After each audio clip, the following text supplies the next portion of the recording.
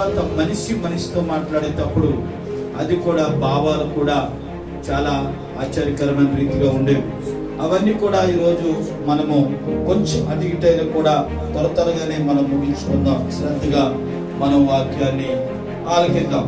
మరి దేవుడు ఆజ్ఞాపించడము అనేటువంటిది ఆ దినాన్న మోషేకు ఆరోన్లు కూడా ఆ విధంగా ఆజ్ఞాపించడం. వారు దేవుని మీద ఆసక్తి కలిగి ఉన్నారు. దేవుని మాట వినడానికి ఆసక్తి కలిగి ఉన్నారు.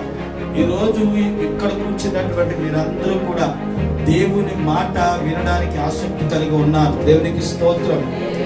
కనుక దేవుడు మోషేను అహరోనును కూడా పిలిచి నా పిల్లలైనటువంటి వారు ఐగుప్తు దేశంలో నుండి నాకు మొరపెడుతూ ఉన్నారు.